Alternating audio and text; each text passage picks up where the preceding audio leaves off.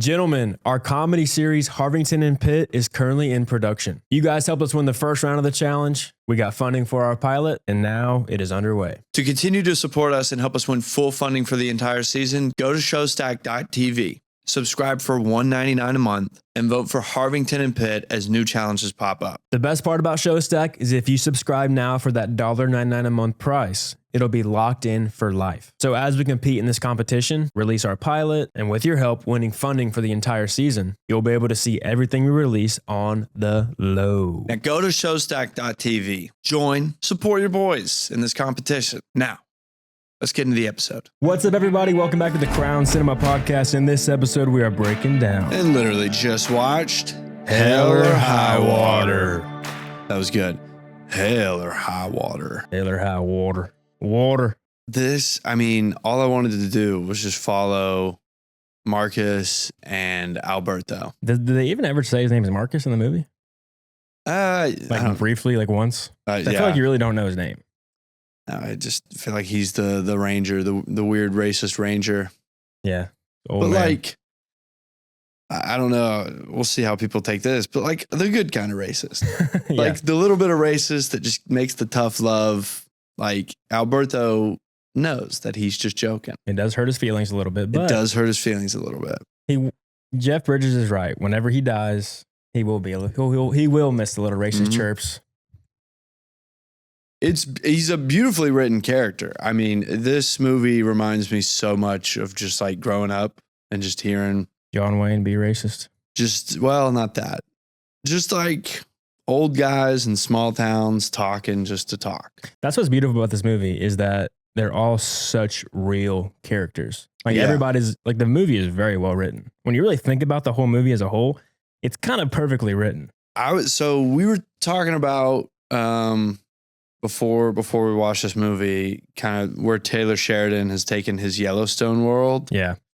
I don't want to shit on it, but I will say, I haven't even watched Yellowstone. I haven't watched it in its entirety, but I was back home recently and I watched the new Rip show. The Dutton Ranch. Yeah, Dutton Ranch. And it's all about Rip and his wife. Beth. Yeah.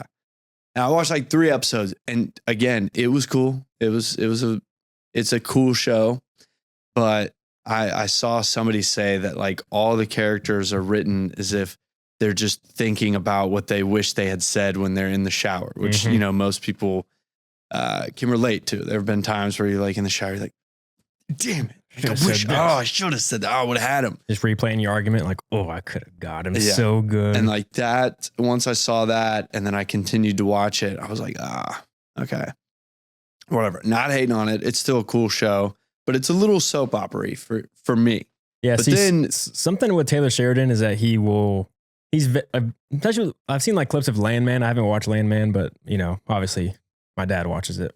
Yeah. Everybody's dad watches Landman. I haven't seen it, but I've heard from a lot of people from all ages that it's a good show. Yeah, I believe it's a good show. So what I'm getting at though is that Taylor Sheridan, especially in Landman, at least from the clips I've seen, it's very much he's definitely writing his thoughts about the world very clearly in the show. There's a scene from Landman where Billy Bob Thornton is talking about windmills, how it ain't even that good. They fucking kill all the birds and you don't even get that much energy. It's all about the oil. He's just saying in your face, this is what Taylor thinks. Yeah. And this is kind of the real world. So it's very much in your face. Y'all are all stupid for all this, whatever. Windmills are dumb.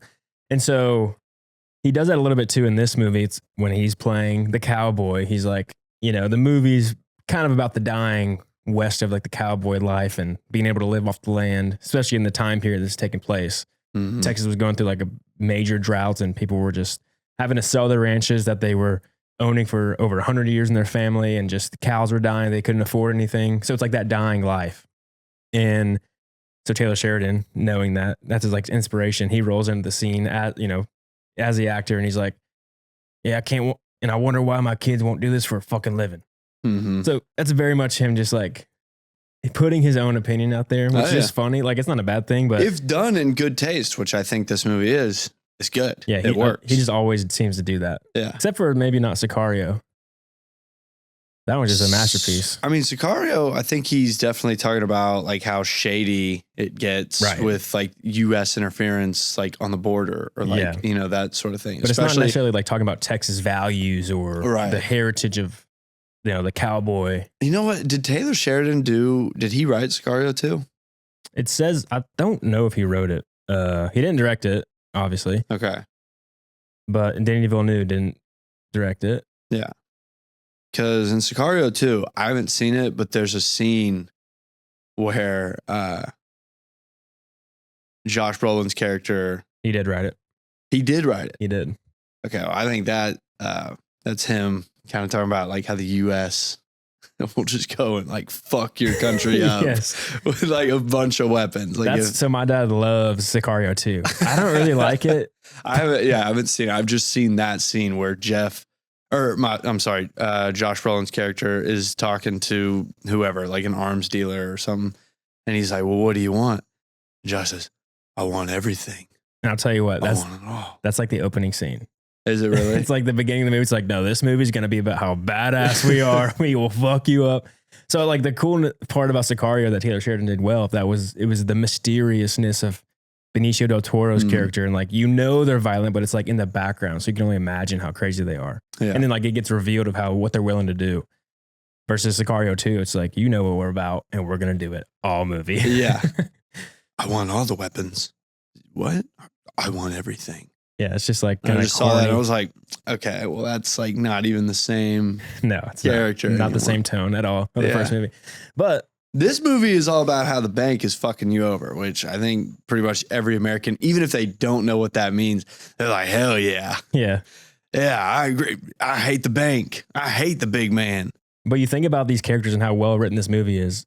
Every character is a complex character, but they're also a very realistic character. Like you could see this if they all feel like real men. They all feel like somebody that I know. Yep. Yeah. Like even the smallest characters, the first bank that they rob, the old man that shoots at them as they're running away from the first opening scene. You got a gun, old man? Or the second.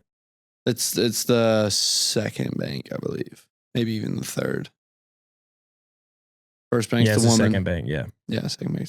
So that old man, when he shoots at him as they're going away, he's a good old boy, country boy, lives in a small town. He's wearing a gun all the time. You know, he's probably a cowboy. So he like thinks of himself as a tough man and he wants justice. And so when these guys rob a bank, he's like trying to stand up to him a little bit. Well, there's that, but like also he's probably known this lady across the counter for years. You know, he probably knows about her family, probably knows her kids, all of it. Yep. You know, all of it. So he's going to that bank his whole life. There is a sense of, I got to protect this woman. Yes. You know, I know her. She's part of my community. But then building in the real man, you know, he seems tough. He sees himself as a tough man, but when he goes up there to go shoot him, he like misses every single shot. Mm-hmm. So, you know, realistically, would this guy be a badass? No. Yeah. Even though he sees himself probably as a badass, but in realistic terms, he's going to miss every shot. He's not like a trained gunman. So like, that's just, you know, that even the small character, like it's a very realistic character. Because if he was like, shooting the windshield out and shit, you're like, this guy's just fucking a Navy SEAL or what? On the run? Okay. I thought you were just ragging on the old man. No. I was like, okay, tough guy. Like, let's see how good you do in a high pressure situation where two people just shoved a gun in your face. No. I'm saying that it's just realistic how Taylor Sheridan goes about it. I know what you mean. And then, you know, Alberto, Jeff Bridges, the whole movie is giving little racist chirps at him just because that's how he banters. That's like an old way of life of Jeff Bridges. Is like, that's how he used to talk. That's how he still talks. He's an old man. Mm-hmm. He kind of gives it back to him a little bit, but it still kind of hurts his feelings a little bit. He doesn't necessarily, it annoys him a little bit. So dynamic. He is a deeper thinker. He's just not as humorous as Jeff Bridges' character. So like there are times where he'll kind of give the whole spiel of my people were here 150 years ago. And then, you know, and now your grandparents came and took it from them. And now the banks are taking it from you. Yeah. You know, so it's also he's got this knowledge. Yeah. It's like his character, he's like, is trying to read Jeff Bridges the entire time, which kind of goes in line with his character. Cause he's Native American who reflects on his land being taken. And now he probably judges the world constantly. It's like, we used to live here. Now look what they're doing to our land. All these banks, this stuff, doing this. Right. So he's kind of projecting some of that onto Jeff Bridges, thinking that he's wrong. He's just trying to extend his retirement, You know, he's just thinking about you're trying to hold on to what you're losing. Like, I've already lost it, so I can see the pattern. Like my people have already lost their land. You're losing your job, your meaning. So he can connect to it. But again, adding into the complexity, Jeff Bridges is right most of the time. Yes, he is kind of holding on a little bit because, like, you notice when he's like sitting when they go to the hotel in Coleman and Jeff Bridges sleeps on the bench. It's like Jeff Bridges, he is kind of trying to extend his retirement, but he is right in what he's doing because he sleeps on the bench because he doesn't want to get comfortable yet. He's not ready to get comfortable. The rest of his life's about to be super cozy and comfortable. So, like, in the final days of his job and him being a Texas Ranger, he's going to keep it uncomfortable for him. Just to remind him of he's still out there fighting the good fight. Yeah. So it's just like, and then even the relationship between the brothers, Toby and Tanner. Toby's leading it, but he's the younger brother. So obviously the older brother is generally the one that tends to lead the group. Yeah. And so Tanner will lead when he has to. And Tanner does have experience in it. You know, he has already gone to prison for robbing banks. And like when it is actually the heat of the moment of the bank robberies, it's Tanner. Tanner's the one running the show. And he does like a good job of it. Like, it's cool to see, you know, Toby is like clearly, he's running the operation, but then he makes the mistake of putting a gun on the, like right next to the old man that he's supposed to disarm. And, you know, Tanner's like, what are you doing? That was dumb. Mm-hmm. So that's a very cool dynamic to see. Like once you're in the heat of battle, you see that Toby's just freaked the fuck out, praying to God that he doesn't have to kill anybody. Right. And Tanner is like, all right, this is my territory. Mm-hmm. That is a pretty cool dynamic to see that. And then going still into the writing with how perfectly it's written. The whole movie, like we were saying earlier, it's like a metaphor for the dying, this old lifestyle that's dying. Mm-hmm. Because Toby's entire motivation to rob banks is because his family can't afford the ranch they live on. And they found oil, but they're going to lose the house because the banks are screwing them, whatever, right? So this dying world is oppressing them. So the only way that he can fight against the dying world is to rob banks. He has to like fight the system in order to get there. Yeah, he has to go back to this old school way of doing things that like even that you hear it like a couple times in the movie, but like the guys in the diner, they're like, can't believe like robbing banks, like you can't do that anymore. Like it's not gonna work. Yeah, he's like long gone. Yeah. Those days are long gone. Yeah. So again, dying world, it's like his last chance to do it. So he has to do this. Jeff Bridges, his character is about to retire. His dying world, plus who he is as a man, the kind of guy that does those like insulting chirps constantly to his buddies and his partners and stuff. Like those days are coming to an end. Yeah, big time. Actually, 2016. I mean, you were literally a couple years away. Yep. And so he's used to that life, but it's dying because Alberto's not taking it like he should, like how Jeff Bridges thinks he should be taking it. They're not just going constantly just shitting on each other. Like that's what Jeff Bridges wants. That's what his character wants. And you really see that, you know, that kind of world or Jeff Bridges' lifestyle is dying off because he's trying to talk to him, hang out with them, give them chirps while they're having a boring ass job sitting around waiting for somebody to rob a bank. But Alberto just turns over and is like, it's getting late for you. He's like, yeah. Right, I'll leave. Well, and honestly, it looks like there is an age gap between these guys too. So, oh yeah. And so I'm thinking like, we don't know how long they've been partners, but maybe Alberto thought it was funny for a little bit, but now he's like, all right, dude, like he's probably heard these jokes a million times as can go with an old man. They kind of just always repeating, recycling the same jokes for 30 years. I think it's hilarious. I love it. It's one of my favorite things. But you only get it you get it the first time. You don't get it the 30th time. Right. You know, the fact that let's think about the fact that opening scene, Jeff Bridges, his character Marcus, tells Alberto like, why are you wearing the same outfit as me? That's probably the millionth time that Alberto has heard this. Yes. So he's not laughing. He's like, this is the dress code. It makes sense that sometimes we dress alike at work. Yeah. You know, because it's just like, oh my God. Like, but because he just knows that he's got 3 weeks left of this thing. Mm-hmm. And you're right. Like Marcus, he just wants to cling on to it as bad as possible. Where Alberto's like, shut the fuck up. Like I can't retire, old man. I can't wait to not see you every day. And then he literally says, you know, Marcus, he says like, that's what you're gonna miss is my insults, my picking on you, and when you're looking on my grave, you'll be laughing about it. And he's like, I hope it's tomorrow. Yeah. And like, he didn't laugh. I mentioned this when we were watching the movie. I love that scene when they're in the hotel because it's just Marcus making fun of Alberto. He's like extra racist because Yeah. Alberto like straight up has nowhere to run. He's in bed. He just has to take it. He's giving him nothing. So he's like, I got to throw out everything I got. He's throwing everything. Give me a response. He even goes to Mexican jokes, which he said, he's got a while before he gets to those, but he's like, fuck it, no time like the present. And he starts giving it to him. And then Alberto's like, isn't it late? You should go to bed. And he's been drinking this beer the whole time, right? And so you're thinking like, oh, maybe they've had a few. And he puts it back in the case and he hasn't even finished the first beer. Not even halfway done. He's not even.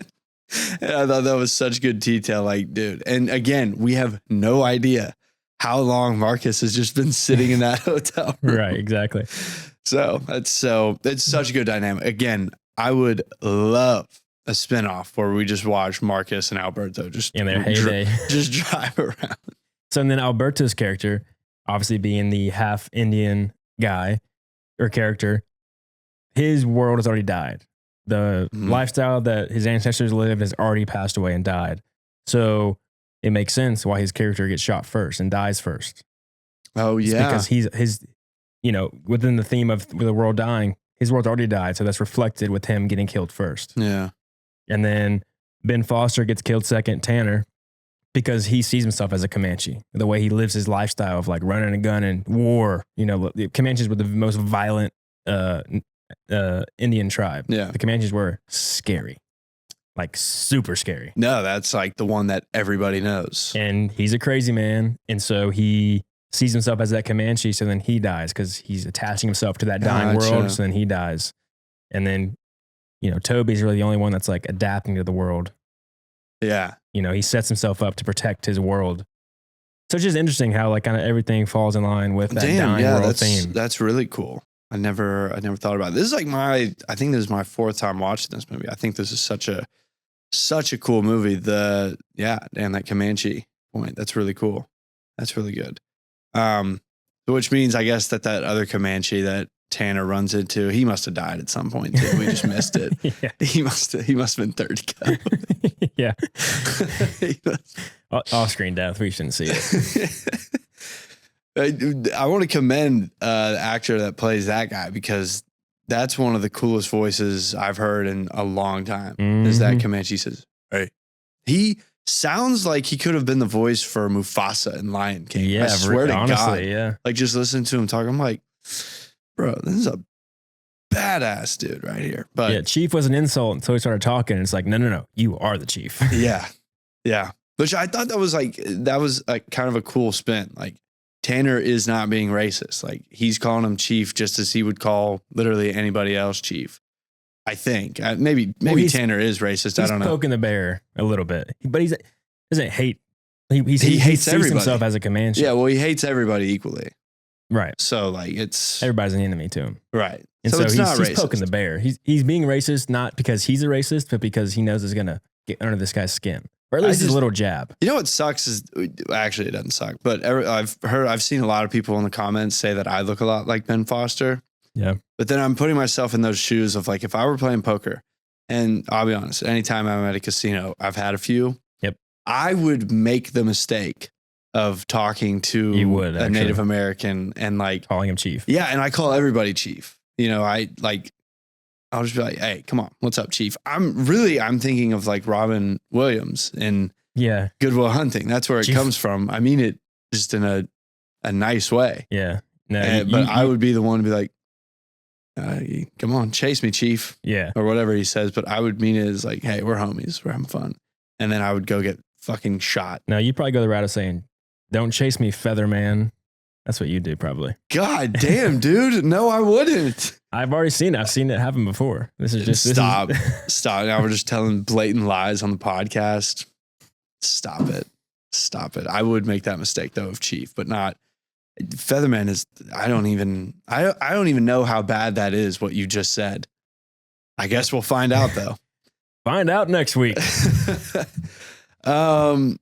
Chris Pine I got to say, he's pretty boy. Mhm. Surprisingly, he does a great job. I say surprisingly, he's a good actor. I'm just saying, like, he's a very good looking dude. So it's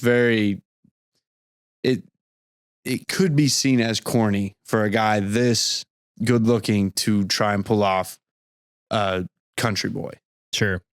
You know what I mean? I don't know. Cowboys are hot. All right. Okay. Cowboys are sexy. Okay. I'm just, you see my point, but okay. Yeah. All right. Also, yeah, whatever. he picked this movie because he wanted to step away from the kind of roles he's been doing, like Star Trek role, and he wanted to do something a little bit more creative. And this character doesn't show a lot of emotion. He's very reserved. Mhm. And so he does a great job at just showing that there's things constantly in his head. That's what keeps you locked into the story at the beginnings, because Ben Foster's characters, you know who he is immediately. The crazy man, the criminal. Like, you kind of attach yourself. You're like, okay, I know what kind of guy this is. He's going to get him into trouble. He's going to cause chaos. But with Chris Pines, the way that he's very reserved, he seems like very calculated. You're kind of like, what's going on with him? Like, he's robbing banks, but he seems conflicted about it. And you can tell something's going on in his head. Like, he's hiding something. Mhm. Like, what is it with this character? So you're so interested in the story to find out, like, what's up with this Toby character? What's his deal? Yeah. I do like the way that it takes them a while for you to understand what is happening here. This is a great movie where, because I've been thinking about Obsession a lot. Such a great movie. You think about that movie, like a movie like Obsession, so much because they don't give you the details straight up. Mm-hmm. They're there for you to, like, put the puzzle pieces together, but that's the fun in the story. You're waiting for more information, like what's happening. This movie's the same way. They don't really tell you, they don't give you straight up facts about the details between the conflict of the characters. You're like having to, like, figure it out and see how they're reacting to each other to learn about them. Yeah. Which is what keeps you interested in the movie. It's not like Toby explains to Tanner, like, this is the plan. This is why we're doing it. Like, you don't get that. You just get them sitting at sitting in at the, is it the bank? I don't know. The diner? Not the diner. Whenever they meet up with the guy who pretty much knows what they're up to. Oh yeah. The bank. Yeah. Is that the bank? I think it's the bank. I don't know. I don't know. They're transferring funds somewhere in an office. But, like, that's when the grand reveal is, but it's not done in this super grand way. You just, it's kind of like, hey, you better be paying attention. Otherwise, you're literally not going to understand why they're robbing banks. Right. You get dropped in the middle of their story. Toby and Tanner have already talked about the plan. Yeah, they've already planned it. Seeing them do it, and you're learning their plan as they go. It's still cool that you get to see them rob their first bank. Mm-hmm. And so, like, it's not perfect. You get scared for Elise or Elsie, Elsie, because she keeps telling this guy with a gun in her face that he's stupid. See, that's a great opening scene because it shows that it's their first time. They're making mistakes. They didn't really know exactly what was going to happen in the bank. And so they're just kind of winging it when they get in there. So it is funny when they're, fuck. Where's the money? And then, like, he comes later. All right, well, fuck, we're going to wait for him. So it's silly, but because the situation is funny, you think it's funny. But then Tanner, his character's point of view is like, I'm not joking.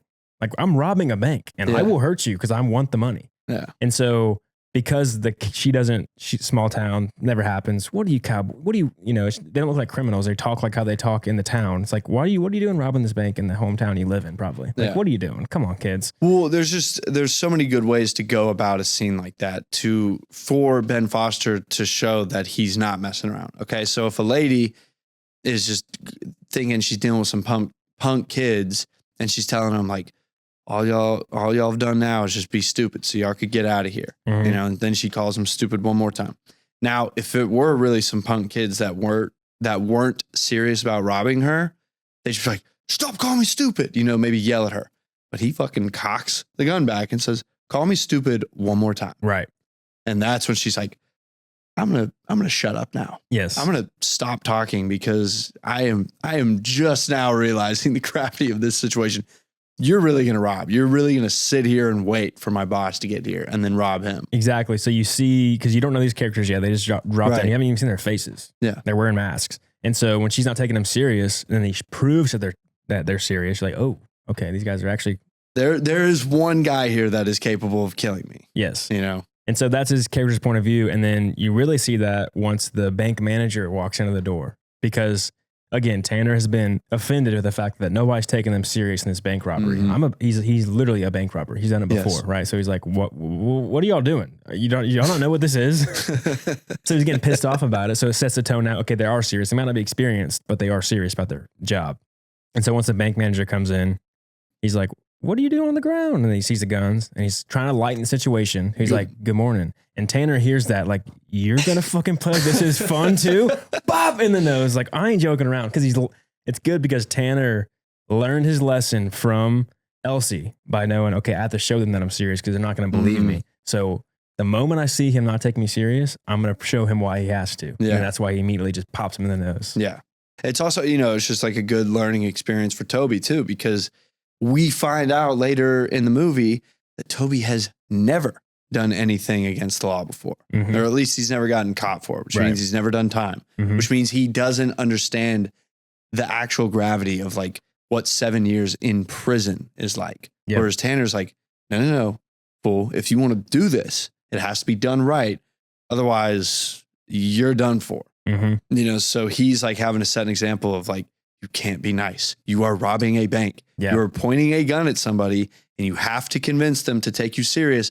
Otherwise, you might actually have to kill them because they might not take you serious. Even though he's not a good man, he's a good brother. He's a great brother. Because after Toby's shot in the car and he's like, he grabs him and he's like, if you want anything for your boys, you got to be as mean as a mountain lion. Like, you understand me? He's like, I hear you. The Toby says that. He's like, I hear you. And then he immediately shows him how to be mean like a mountain lion. Yeah. Because he immediately pulls the car over and it's like, this is what we need to do. Yeah. Takes out his AR-15. So it's just cool. He's like leading by example with his brother, even though it's not good things. He's still taking care of his brother and showing him the way to get out of this. Yeah. Well, and of course he sacrifices himself. I was about to say, see, like he's such an interesting character to me. I think he is the most interesting character in this movie because I think with him, he believes that, all right, we can go rob these banks, but nobody actually gets away with it. You can go make some money and go have some fun for a while, but eventually like it all comes back to you because I don't think he's really capable of thinking long-term. Marcus kind of touches on that a little bit, but for him, he's just thinking like, all right, we'll do this, whatever. Like it ain't going to last. And then, God damn it. I knew you were losing your train of thought. I knew it. Fuck. When you trailed off in the last sentence, I'm like, I don't think he remembers where he was going. Fuck, dude. I literally. Oh, that's so funny. That's so embarrassing. I saw it in your eyes. God. Leave your brain. Like that Michael Scott. He's like, sometimes I start a sentence and I don't know where I'm going with it. That's literally what just happened. I had a great point too at the beginning. If only I'd gotten there soon enough. That hasn't happened in so long. What were you're saying something about Tanner? Good brother. Good brother. Yeah, man, he's good, man. Crazy man. Marcus touched on the fact that he's not doing it for. Oh, well, I mean, really, like the main thing is that like he ain't going back to prison. So he doesn't believe that you can do this kind of thing and get away with it. And so with that belief, he's like, I ain't going back to prison. So like he knows that this is the end of the road for him. But like, I don't know. I guess he does see in some sense that Toby can pull it off, but they both can't pull it off. So it's like better for Tanner to just go out dead. And just like Marcus told him, Tanner it's fun for him to fight and to go to war and like, be in shootouts. Yeah. He's seeing himself as a Comanche. Like, let's go to war. Yeah. So he's fighting. And then, he's going to go spend all his money on stupid shit to where he's just broke again, which means he has to rob banks. He's, again, this is touched on so many type of bank robbery movies that there's always that character that really doesn't give a damn about the money. It's literally all about the juice, the squeeze. So, yeah, it took me a while, but I finally got there. There you go. Finally got there.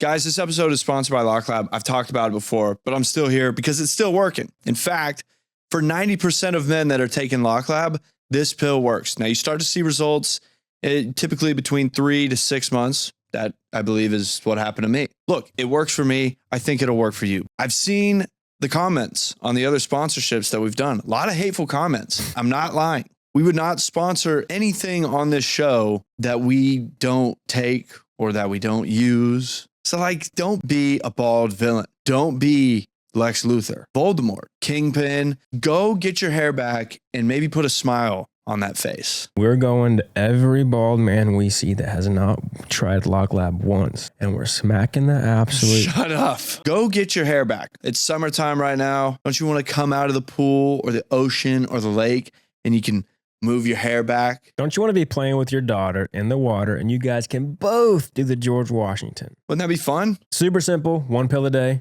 That's all you need to bring your hair back. That's it. 90%. It'll work for you. The moment I see a lock of my hair fall out of my head, I am subscribing to Lock Lab for life. Locklab.co. Go to their website. Get on it. Good people over there. Ben Foster. This dude is an animal when it comes to preparing for his characters. He goes full method on every movie he ever does and does something usually extreme to fit himself into that character. What? So with Ben Foster, what else have we seen him in? 310 to Yuma. We did that movie for the podcast a while back. He's the bad man in 310 to Yuma. Yeah, he's always a bad man. He's Russell. He's a crazy, like, actually is a crazy guy. Yeah, he's Russell Crowe's like right hand man in 310 to Yuma, and he's so good in it. But like, Lone Survivor. That's right. I haven't seen Lone Survivor in so long though. We should watch that one. Cry on the. Start the podcast with tears in our eyes. Jesus, Lone Survivor? Really? What? You know? Oh, you guys, you don't remember it. The ending is Emancipation with Will Smith. He plays racist.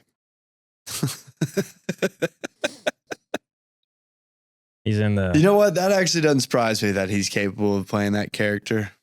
Yeah. So, like, just some examples of what he's done methodly to be. They're just insane things.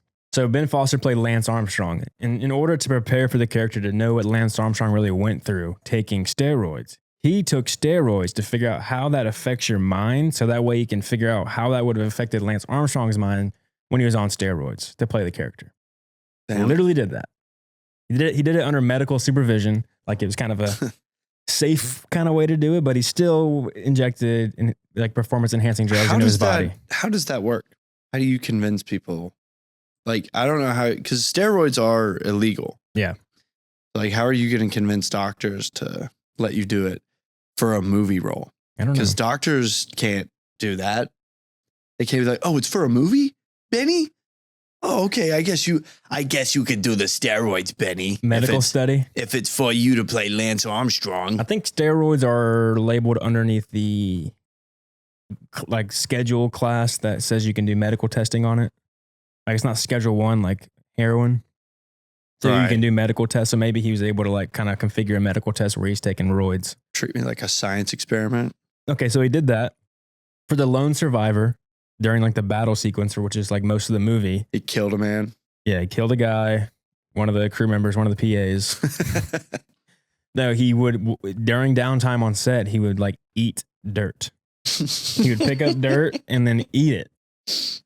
Because he wanted to simulate like being in a gunfight, falling down a mountain, which happens in the movie, of like dirt getting in your mouth and like your mouth being dry and like debris from like the gunfire getting in your mouth. So he would eat dirt on set to get really into character and method act in this deal where he's like literally feels like he's in a gunfight because he can't. He's so thirsty because he's been gnawing on dirt. Oh, if you actually think about it hard enough, you can imagine what that's like. Just dry ass mouth.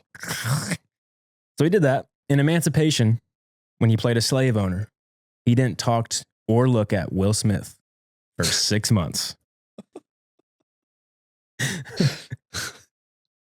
Or anybody that was anybody that wasn't white. You hope that's not the case. You hope it's just the man he's.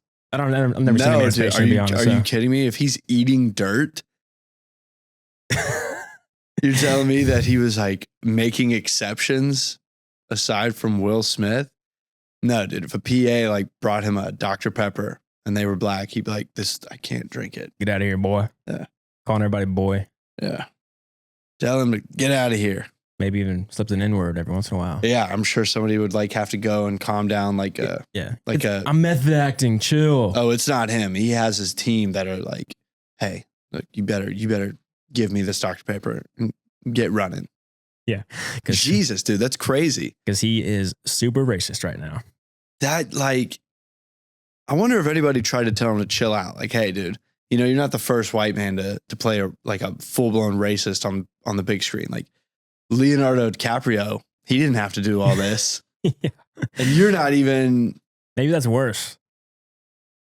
Maybe just catching them off guard. Like, no, maybe no preparation and you can be racist is worse than like having to like actively like make yourself not look at black people to like feel like you're racist, to play a racist. I always thought that Leo story was interesting. The fact that he was like, I can't like, this is tough.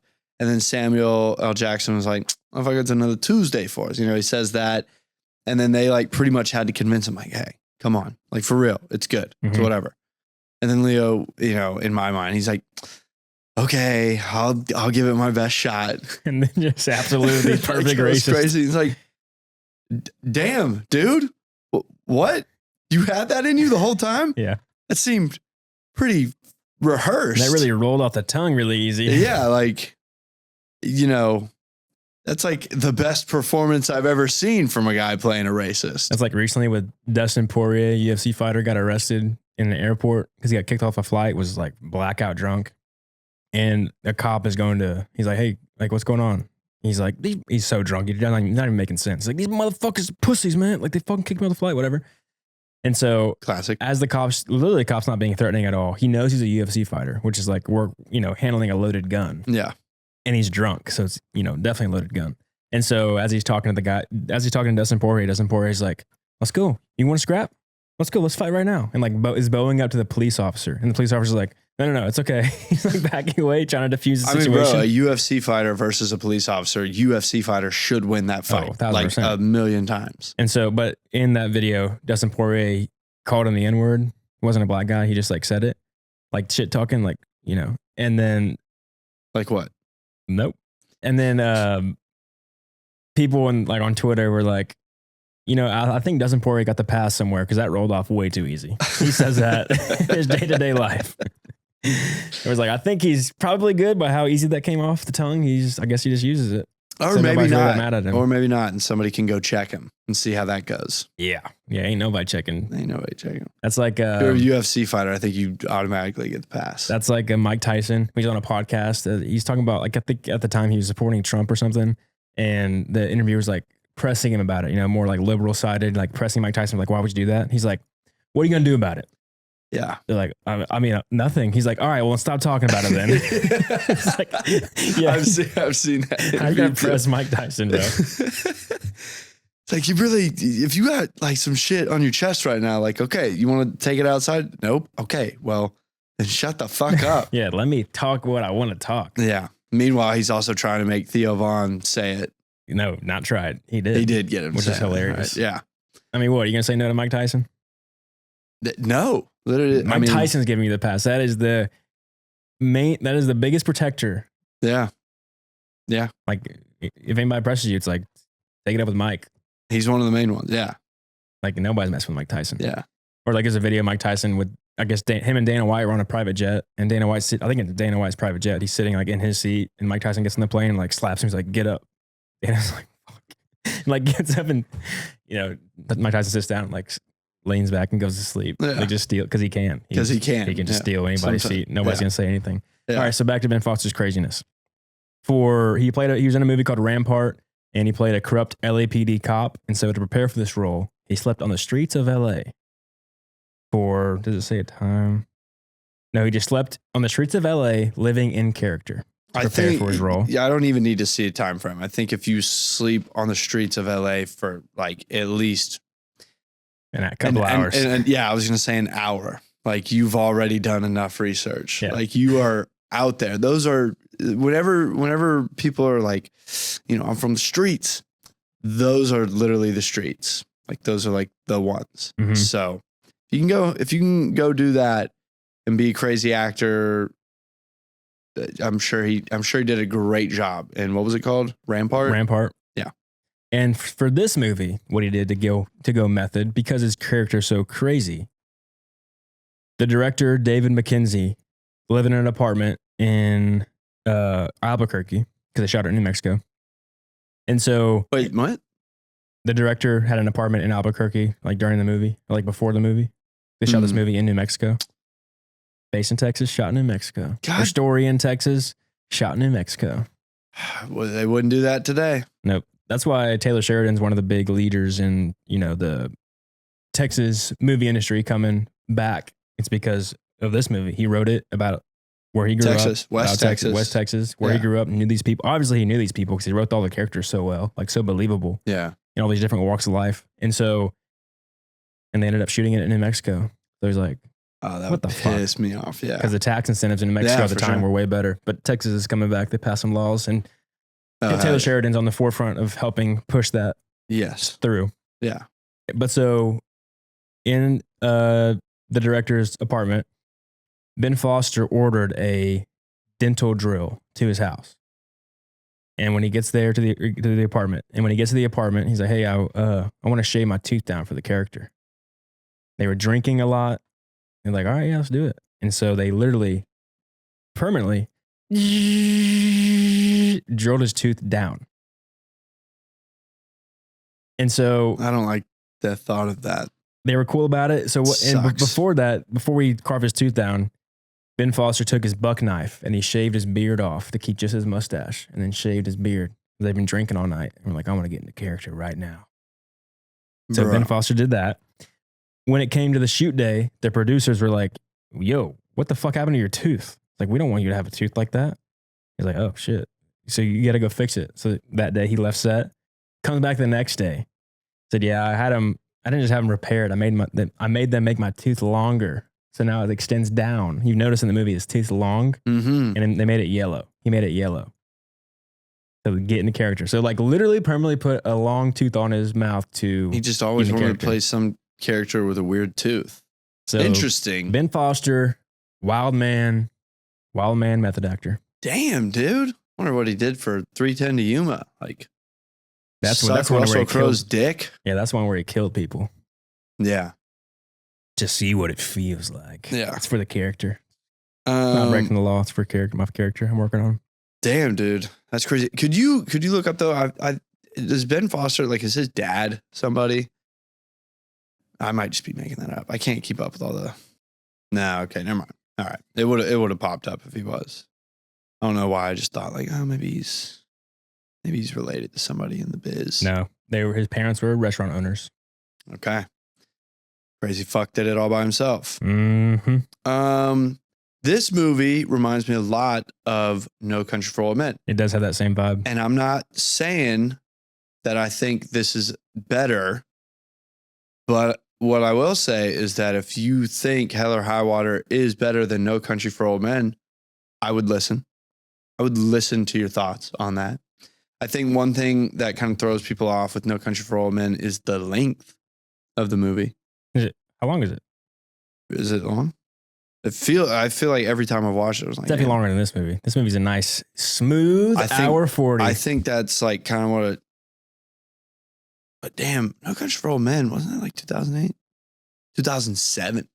Damn. 2 hour runtime.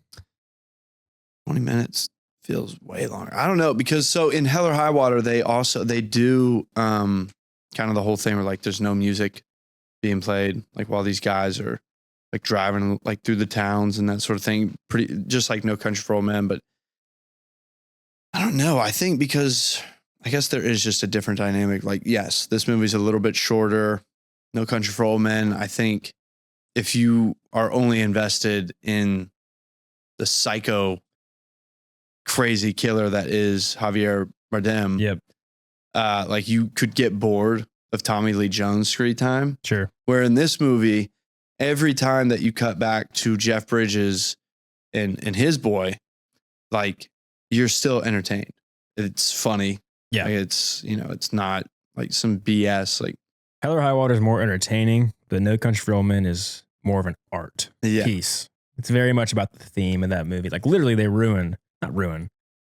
rob you of like a satisfying death of your main character because that's part of the theme. Yeah. You know, so like it's more of a artsy movie. Yeah. A little bit of a deeper deal. Not hating on No Country for Old Men. No, I love that But movie. I just think, you know, if you're going to do a movie like that, you know, you do run the risk of losing audience members if you're just driving that much. Like in this movie, I think it's the perfect amount of them planning kind of their next thing and driving while doing so, and like kind of riffing in the car, which is where you can lose people, but also mixed in well with like the perfect amount of bank robberies and realistic bank robberies at that. I think the bank robberies are done really, really, really well in this. Yeah. Like it's not corny in the slightest. Like it's very believable. Well, the dialogue scenes are so good. Now, I don't have an example for like the ones in the middle. I'm really thinking about the ending, but they're good because they're like giving, it's not just like straight up dialogue. There's so much like subtext, like what they're really saying, and the characters can pick up on it. So you're like, wait, what are they meaning? Like they both get each other, be like, wait, what are they trying to say? It's like the ending to me is so good because Jeff Bridges, he's obviously a Texas Ranger, was trying to stop these guys from robbing banks, doesn't believe in what they're doing. But as he's working in the story, and then he finds out what Toby did and why he did it. He didn't want to hurt people. It was the crazy one that hurt everybody. At the end, like their last lines is Chris Pines tells him, he's like, well, he's like, well, I'll maybe come by and maybe I'll give you peace. Like maybe I'll tell you what I did or how I did it or just confess to whatever it is. Like maybe I'll do it. And then, because he's going to be thinking about it, right? And Jeff Bridges is like, maybe I'll give you peace, which means maybe I'll just be like, it's fine. Like I see why you did it. Or maybe I'll kill you. Or it could be a kill thing. It could also be a, you know, maybe I'll just let it slide because, you know, respect it. Yeah. Yeah. So like, again, that layers of dialogue, like what do they mean when they said that? Yeah. You can kind of pick up a few different things that they might have meant. Yeah. Which is, you know, good dialogue. Well written. Yeah. Taylor Sheridan. Yeah. I mean, even just in the simple sense of like when Chris Pine tells Ben Foster, like, fuck you, or vice versa, but they both say it to each other. Yep.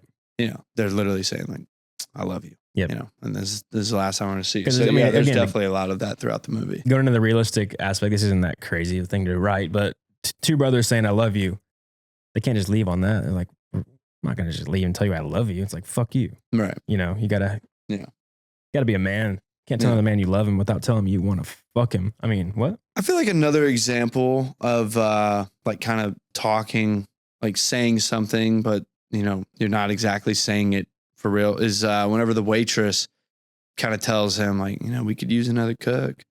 I feel like part of that is her recognizing that like this guy is, you know, not doing well, and that could lead to him like making mistakes, such as getting into robbing banks. He's down on his luck. Yeah, where it's like, you know, you don't have to be desperate. You can still just lead like a nice, honest life and come be a cook. You know, and so like I always thought that was like kind of a hidden meaning. But yeah, also Jeff Bridges insane in this movie. It's one of those things where I always take it back to like the Joker in The Dark Knight when he's explaining to the dude in the cop room, or when he's been arrested, and he's like, I've known your friends better than you ever have because, you know, I've seen them die. And so with Jeff Bridges, it's like one of those characters where like he's so confident, kind of cocky. He's been tracking him. All he does is make fun of his boy. He's been comfortable and just being a ranger. You know, it's just another job to him. Sometimes he probably can forget what's actually at stake, that like a life or death situation could arise. Because if you think about it, Jeff Bridges' character probably hasn't gotten much action. No. He's a Texas Ranger, so maybe they like go out. I don't really know how the Texas Rangers work, to be honest with you, but he's out in West Texas, small towns where I would assume not much really happens. I feel like maybe once every 10 years. Yeah. Would be my guess, in West Texas. He's just dealing with... anyways, to see just the full like character switch in just like a few moments, because you only get it for a few moments before he kind of settles back into like being his nice little old man self, you know. But when he recognizes that his partner dies, that reaction, goosebumps, gets me every time. And like that is so like the noise that comes out of his body when he's like, oh, like it's not funny. Yeah, it is not. It is like, that is heartbreaking. Then he has kind of when after he's killed Ben Foster's character, and he goes through all of the emotions. Yes, bro. So good. Such good acting. Yeah. Because you know, Jeff Bridges making the decision to, after he kills somebody, to go through like many ranges of emotion. Like at first he's excited about it. I got him. Then he's like, wait, I just killed somebody. Yeah. And then he's like, then he feels bad about his partner probably. And then he's thinking about how this guy was shooting everybody in the thing. And then I think that's when he kind of waves his hands like, ugh. Like does this like, well, I killed him because he was shooting everybody else. That's why I killed him. Like, it's fine. And he's kind of like, fuck, I killed somebody. And then like walks down. Yeah. It's like that range of emotion. You're like, dang, you realize how, you know, movies, it can be easy for somebody to get shot and killed. And it's like, especially no big deal. when there's a lot of killing. Yeah. You're like, whatever. They just killed somebody. It doesn't matter. But you can see how much that kill actually mattered to Jeff Bridges' character because of Jeff Bridges' acting. Yes. So good. Phenomenal. Also, just so good. Like, again, going back to like keeping it real. Jeff Bridges has this country accent, obviously from Texas, and I fucking love his accent in this movie. And it's real because like sometimes it's hard to know what he's saying exactly because he kind of mumbles through his words, just how somebody would if they were him in real life. You know, so like they didn't like try to get a clean take of his dialogue. It's like, no, I mean, that's how you'd say it probably. Yeah. You know, just kind of mumbling through what you're saying. Yeah. Like, especially when he's like arguing with Alberto by the truck when he's trying to explain his plan, what they're going to do. One of my favorite things. Like, yeah. Will you please follow me? Don't just keep your mouth shut and just listen to what I'm going to say. It's just the way he says some of those lines. It's just kind of mumble through, but like that's just true to how this guy would probably be saying it in this moment. So Jeff Bridges just phenomenal. Very good. It's so funny you see him like this, and then he's also the dude. I saw so much of the dude in him though, honestly, in this movie, and then really, I don't think I've seen like too many Jeff Bridges movies, but then I do think of like the Iron Man movie. Yep. Like I think of just Obadiah when he delivers that line of like, Tony Stark built this in a cave with scraps, so he can turn it on. Oh yeah. What else is Tron? True Grit. That's right. Yes, he was in True Grit. It's been forever since I've seen that one though. R.I.P.D. Seen that? I haven't seen that. What is R.I.P.D.? It's like they kill Ghost or some shit with Ryan Reynolds. It's like a comedy. Okay. Comedy action. Is that a Clint Eastwood movie? Surf's Up. Who is he in Surf's Up? Somebody with Only the is he in Only the Brave? Looks to be. No way. Wait. Bad Times with the El Royale. That was a good movie. I haven't seen that one. Like a Tarantino movie. We need to do Only the Brave. Tearjerker. Bro, I watched that for the first time a few weeks ago. Yeah. Yeah. I think my dad's telling me about that one. Pretty brutal. I don't remember Jeff Bridges being in it though. I'll be honest. I was also. Oh, he's main one. Okay. Well, this is also Google Cast, so he may be a side character that they just prop up to the top. I will admit I need to watch Only the Brave again because it was one of those like I just put it on as like a hangover movie. Make sure I didn't fly off the earth. And you flew right off. I flew right off. But yeah, no, Jeff Bridges is awesome. Kills it in this movie. I saw that this was nominated for like 4 things at the Oscars, but I don't know if it actually won anything. Screenplay got to be up there. So I was nominated for Best Picture, Best Original Screenplay, Best Supporting Actor, and Best Film Editing. It received... Didn't win any. 4 nominations, but didn't win nothing. Damn. Because they hate Texas. They hate our cowboy living. I mean, I'd have to go see what was 2000? 2016 might have been a strong year. Yeah, it sounds like it. Everything was just great in 2016. Music, Bad and Bougie. Culture 1 dropped. High school basketball, greatest time alive. Greatest time for music. Culture drops when you're warming up to basketball as a bunch of white boys. You are feeling yourself. Finding Dory. Of course, yeah. And this Independence Day sequel, Batman versus Superman. The Divergent series, X-Men Apocalypse. Captain America Civil War. That actually did bring some numbers to the box office. Good movie. Rogue One. Damn. Arrival. Rogue One was a good Good Star Wars movie. Arrival's up there. Arrival, Fantastic we love Beasts and Arrival. Where to Find Them. Sure. I mean, just saying big movies like Harry Potter world. Oh, yeah. Star Trek Beyond. Sausage Party came out in 2016. Legend of Tarzan, Sausage Party. The Nice Guys. Suicide Squad. Doctor Strange. Now You See Me Too. Hail Caesar. Hacksaw Ridge. Hacksaw Ridge was great. Jason Bourne. I think the last one. Kung Fu Panda 3. The Conjuring 2. Yeah, bro. This is a Deadpool. Damn, the first Deadpool. That's crazy. 13 Hours. 10 Cloverfield Lane. Dirty Grandpa. Neighbors 2. Whoa, Ride Along 2. 50 Shades of Black. It's got to be a comedy. Zoolander 2. A lot of movies came out. A lot of big hits in the theater came out in 2016. That's also whenever the theaters were still popping. Yeah, and we haven't even made it to The Angry Birds movie. Heather Zootopia. Highwater. Appreciate it, Jones. McConaughey. but yeah. So, All right, makes sense. This Passengers. I just watched that recently. Oh yeah, Passengers is good. I saw that in theaters actually. Damn.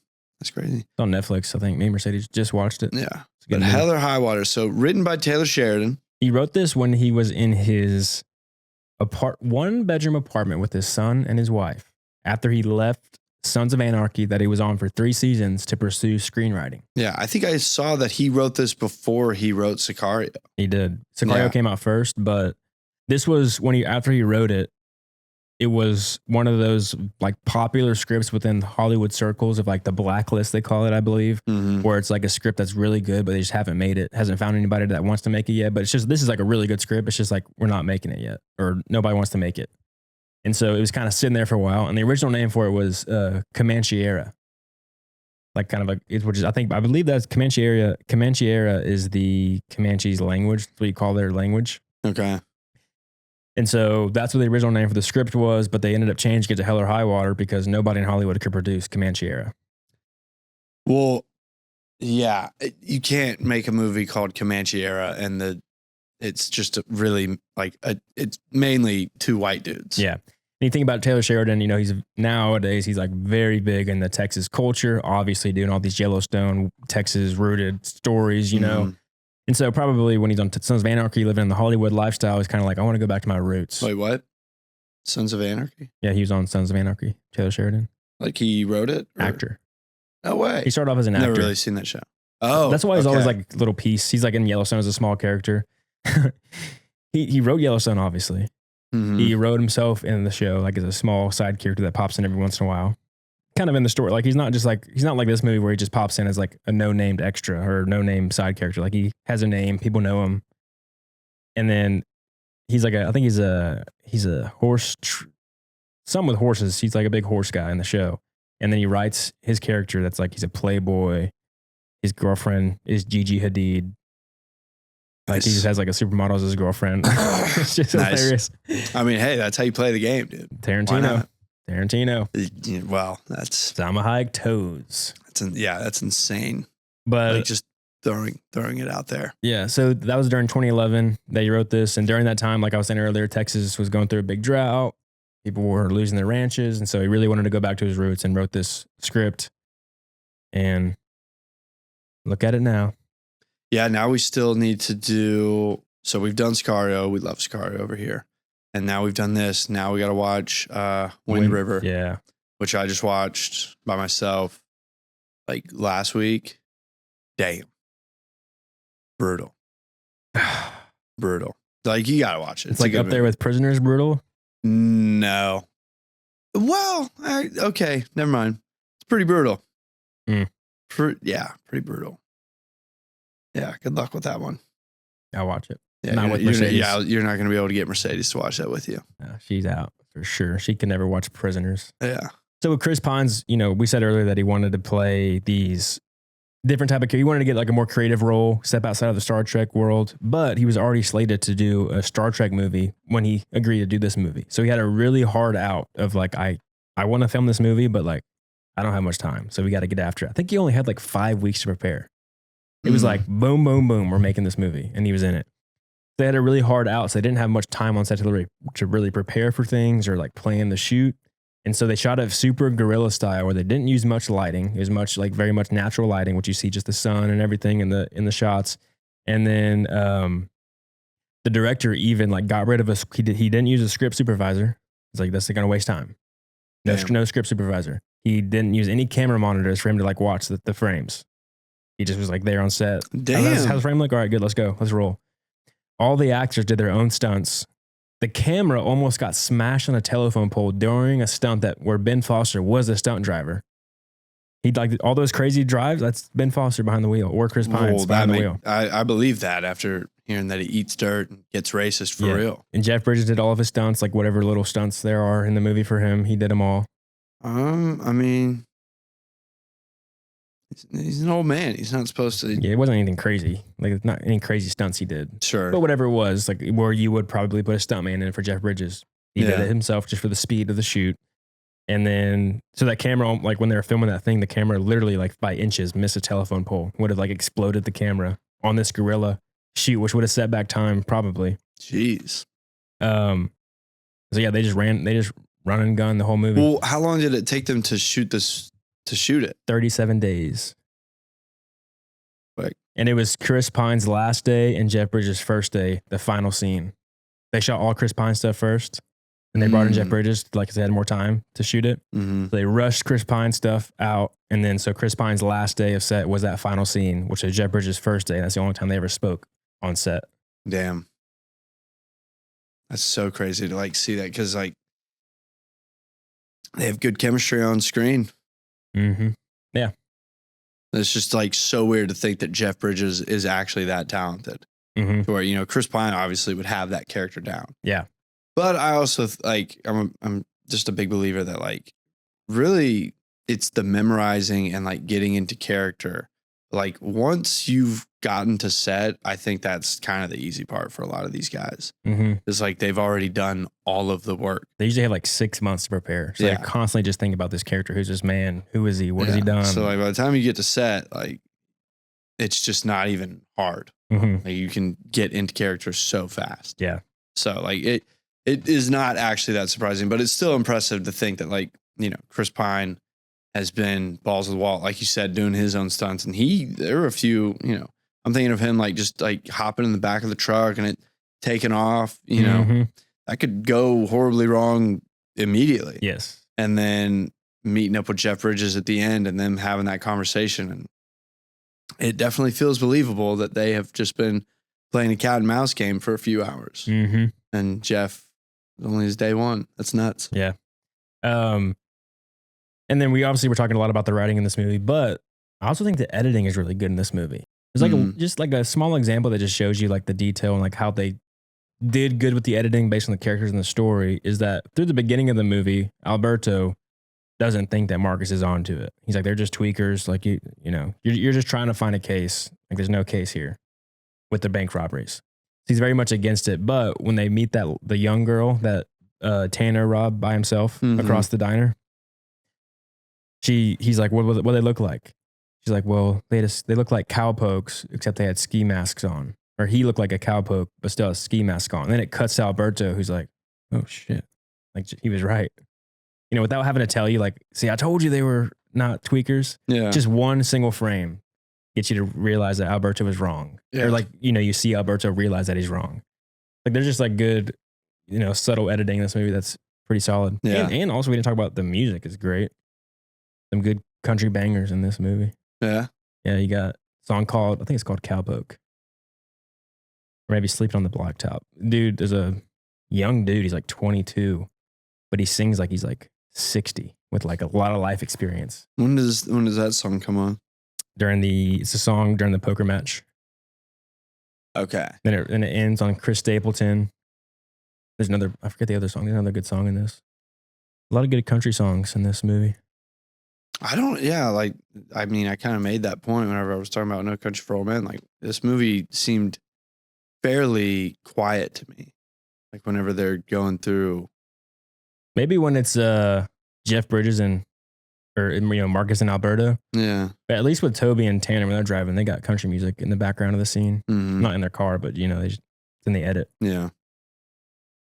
Yeah, phenomenal movie. I love a good, like, solid story. That's just an hour 40. We always say that every time we watch one of these. Like, gotta appreciate these ones. Just a good, solid, easy, simple script. Yeah. With great characters.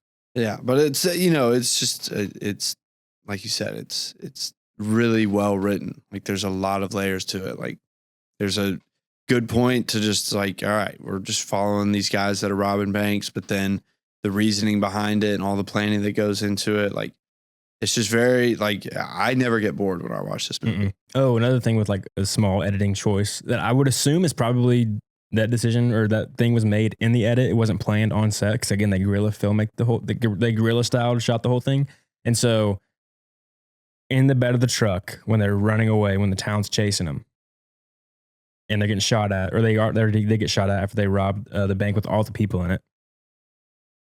Chris Pine's in the back of the truck. He's like scared. He like looks to the side, and then it cuts to what he might be looking at. But then Jeff Bridges' car pulls in, and you realize you're in a different scene. Oh yeah. So like you know that smoothly transitions you to a different location where you don't even realize you transitioned. Yeah. Only because in the edit, I believe they chose a take where he like looked to the side. They cut to what you would think he'd be looking at because you just assume that's what they're doing. And then it's a different scene. Yeah. So you're kind of like, it's just, good editing choice there to like smooth the transition out completely to where you don't even, you don't realize until you see Jeff Bridges. They're like, oh, wait, they're not even in the same location. They just cut to a different scene. Yeah. Just good overall. Solid movie. And I do like the idea that, because you could be wondering, holy shit, like where did all these people come from that are shooting at them after they're robbing the last bank? But I would like to think that if you're a small town and nothing's really been going on for you for a while, but you hear that all these Texas Midland banks have just been getting robbed, word would travel fast if that were the case. Especially in a small town, like if everybody uses that bank, you feel like that bank's money is your money. They're taking your money. Yes. Literally. Like, and so we got to get these bastards. Yeah. So like, I just like the idea that there's just there's pretty much like a party going on, just waiting for this Texas Midlands bank to be robbed. They're so excited. They're like, holy shit, it's happening. And that girl texts somebody. Mm-hmm. Oh, that's probably that's probably who rolled up. That girl's dad and like all of his friends. Yeah. She was like, holy shit. Like, hey, it is happening. It's being robbed. Wow. I've never put that together. I mean, I'm guessing. I think that's, she texted while we don't know. I guess there was gunfire, but for that quickly to people to get there with their guns. The text says they are robbing the bank right now. It says it's to her dad. It says, oh, it is to her dad. Yeah. They're robbing the bank. Come here quick. Okay. So, and then I'm pretty sure that's her dad and like all of his boys. The dad sent his daughter and his bait. Yeah. Go on, baby. They're not going to shoot you. They're not killing folk. Yeah. But we'll kill them. Yeah. That is damn. Yeah. I mean, I guess that's who it was. But I mean, think about it, dude. Like literally the whole time they have fucking shotguns. Yeah. You're not going into town in the middle of the day. I don't think like for no reason, like with your shotgun with you. Oh. You'll have a handgun on you. Right. Yeah. You got rifles and carry, shit. but like they have pump shotguns that they're shooting at these guys. They loaded up and sat outside like Django and Shane, when they are in the bar or the, saloon or whatever, which tying back more into that dying world theme. It's that these people that live in this town are really holding on to that Western, like the old Western town lifestyle where when outlaws came to town, the whole town wouldn't kill them. Mm. They all suited up with their guns and aimed at the door to wait for them to come out, just like in Django and Shane. And so like those people are still holding on to that lifestyle, but then they get stopped. First, they get attacked by a AR-15. Like, oh fuck, we're not really. This ain't really us. They leave, and then Jeff Bridges like stops them, like back the trucks up, back them up. You aren't a part of this. Yeah. Back in the old days, they would be a part of it. Think about it though, and Taylor Sheridan kind of touches on it in his scene that he's in. They're dealing with the fires that are going on and getting the cattle to safety. And Alberto asks Marcus, he's like, should we call this in? And then he just looks around and he's like, who are we going to call? Yeah. Because you're in West Texas, dude. I mean, I'm thinking like, shout out to this movie for keeping me engaged because I do not like West Texas. It's like, pretty. It's pretty in a movie, but it's really boring to drive through in real life. It's brutal to drive through West Texas. And so, but like you're talking about like kind of the old West, like, yeah, these people, nobody is near them to actually help them if shit were to really go down. Mm-hmm. So like, yeah, they've been used to like kind of taking care of their own for years. It's been passed on this whole time. Right. And so, and like, it's just kind of touched on. It's like, no, we can't call it in. There's nobody to call, who's going to help them? They'll help themselves. Mm-hmm. So then, but he doesn't realize that same mentality is going to come back to kind of put him in a messed up situation as a ranger where it's like, damn, I got civilians like trying to get in on the action. Like if they get killed, kind of on me for not controlling the situation. And if you think about it, the civilians firing at Tanner and Toby is why Tanner stopped to shoot him. The cops wouldn't have caught them. Yeah. If the people weren't chasing them. Very true. They would have gotten away. It's also just where I'm no lawyer by any means, but I feel like if a civilian like gets involved like this, like would that not make it almost inadmissible? Like self-defense? Yeah, but it's not self-defense because like the criminal has left. He was on the run. No. The criminal isn't at self-defense. Right. Yeah. Yeah. I mean, if the civilians killed him, that would be murder. Right. Yeah. If he's not shooting at them. Like when they were out of the bank and they're like, bah, bah, bah, that's murder. Yeah. Well, maybe. Well, he did kill 2 people. He did He kill was 2 running with a people. gun. That would probably not be Okay, murder. but now he has left the town. They Yeah. have chased him. They are not police officers. So if a civilian kills him, like I feel like that would be pretty tricky for the civilian because it's like your life was in danger because you followed the danger. Right. Tricky. Exactly. But how are you going to convince, A jury in West Texas. how are you going to convince these guys that that's the case? Right, exactly. No, if you kill him, you'll go away for murder. Not my judge. Yeah. He's my neighbor. Yeah. I even gave him a call and he said I'm well within my rights. Yeah, exactly. Yeah, because like I know that with self-defense laws, like Texas is probably more lenient about it. I think And there is something to be said for that. like there used to be a law. I think it probably changed nowadays, but like if somebody was just on your property, you were in your full right to just shoot them and kill them. Isn't that crazy? That gets talked about in this movie too. You're well within your rights. And he's like, you can kill me. He's like, damn, dude. Like you're just an old man. Like it's that easy. He needs the juice. Yeah, like, man. But so If you're a serial killer, all you got to do is just move to Texas and get like a little plot of land. Don't even mark it off. And then you could just like spray paint it. And once they pass the red, yeah. Snipe I think Eric Cartman actually does something similar in South Park. yeah. But like with self-defense laws, some places, maybe even Texas nowadays, like if somebody comes into your house, but they're running away and you shoot them in the back, that's murder. Yeah. Because they were running away. They weren't directly attacking you.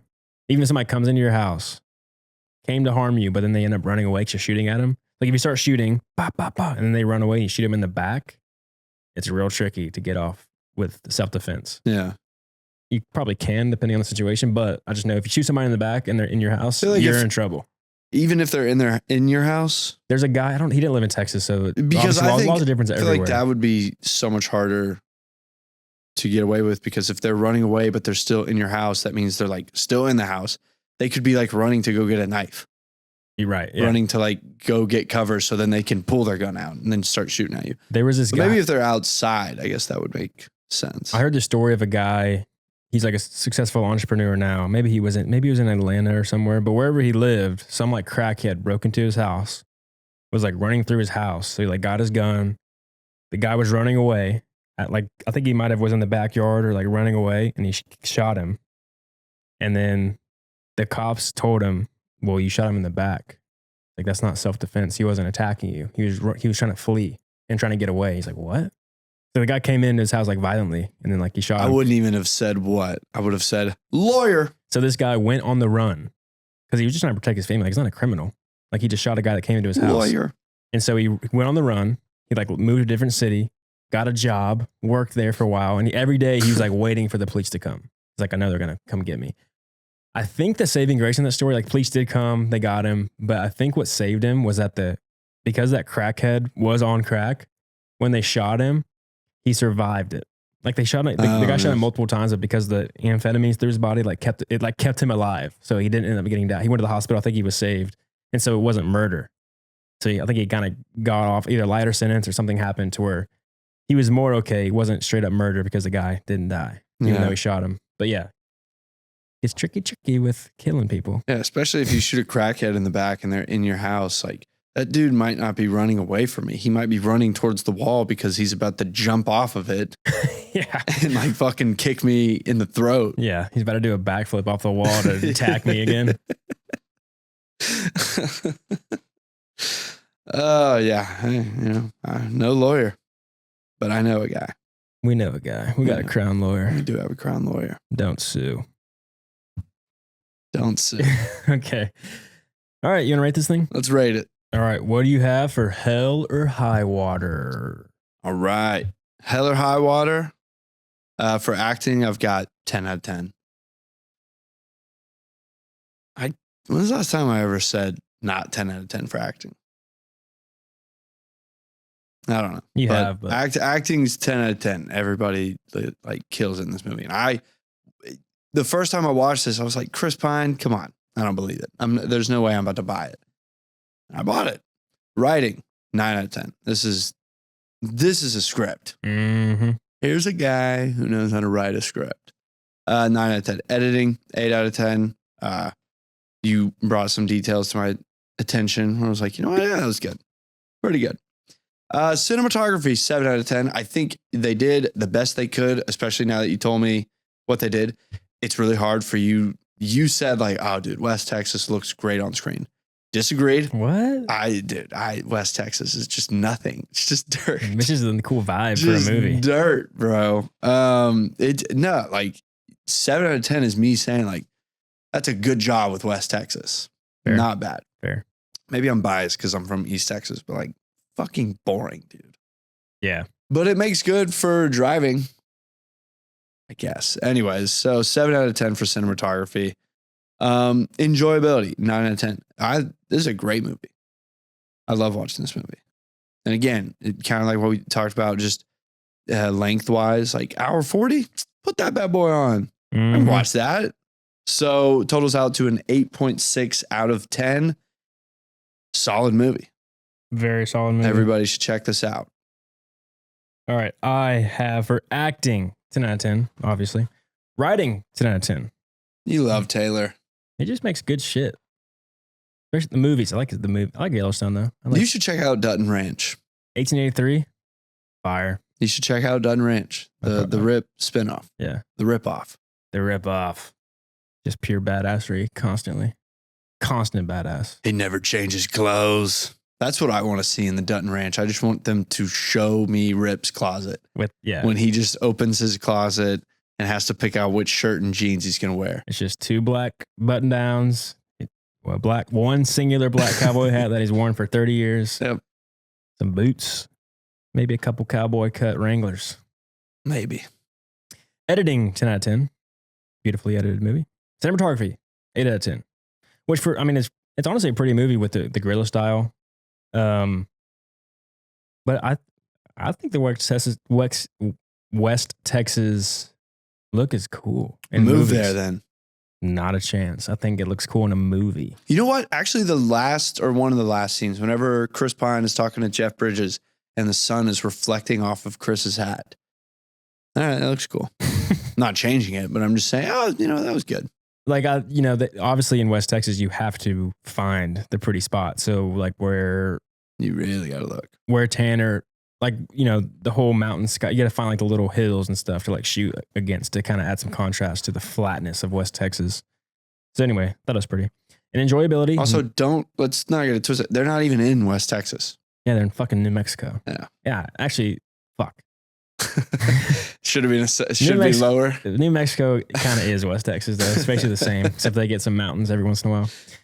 Taos. And then enjoyability, 9.5 out of 10 for a total score of 9.5 for Hell or High Water.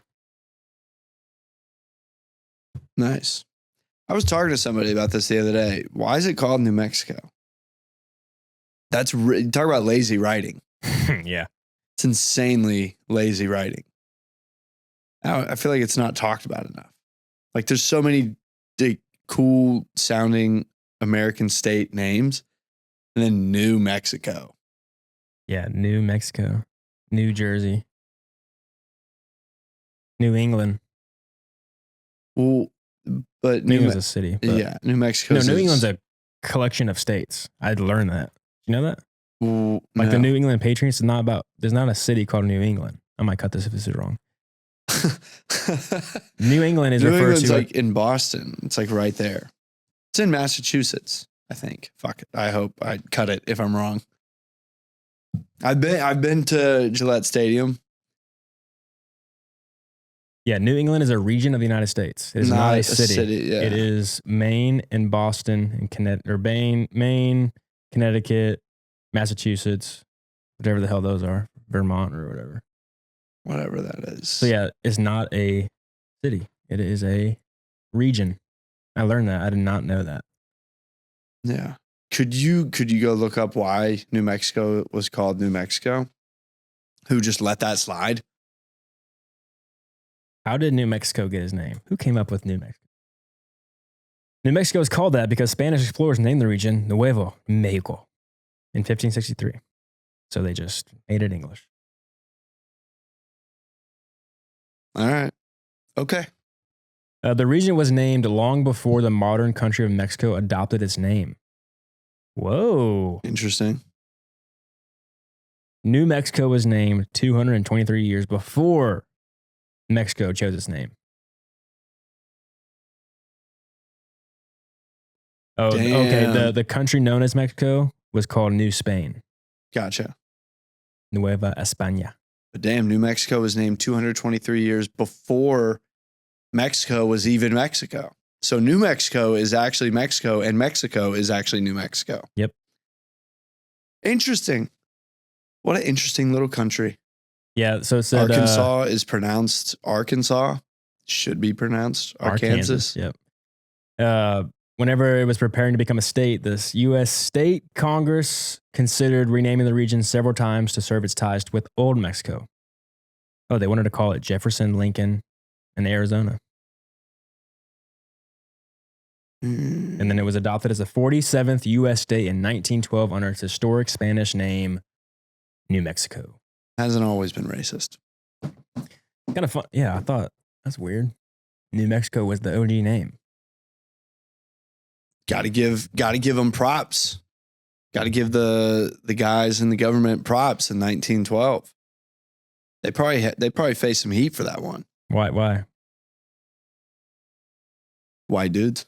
White dudes name it. I mean, they honestly honored the heritage. I know. That's pretty cool of them. I'm agreeing. Yeah. I'm agreeing. I like what they did. Yeah, Okay. I like what they did. I think that was cool. All right. Thank you guys for listening. Comment below your thoughts on Hell or High Water. Let us know what your rating is. We'd like to see those. And as always, we will see y'all next week. Don't forget to go to showsec.tv to subscribe for $1.99 a month so you can watch our pilot as it gets released this year, currently in production. It's looking good.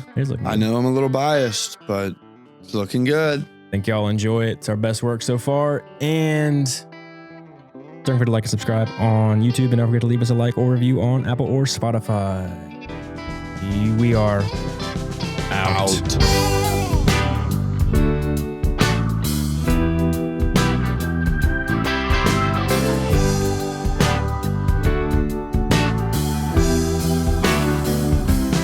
Well, I've been working like a dog trying to buy my next meal.